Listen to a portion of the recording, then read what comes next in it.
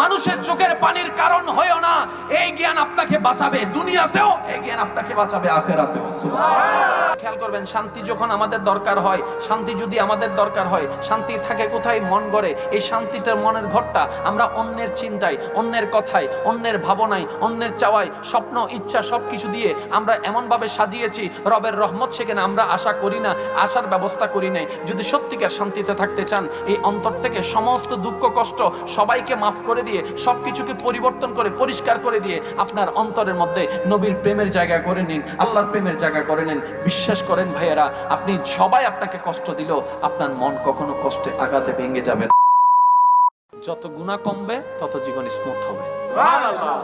যত গুনাহ কমবে তত অন্তরে শান্তি আসবে। সুবহানাল্লাহ। যত গুনাহ কমবে তত আপনার রুজি রোজগারের মধ্যে বরকত আসবে। সুবহানাল্লাহ। যত গুনাহ কমবে তত আপনার সাথে আপনার রবের সম্পর্কটা আস্তে আস্তে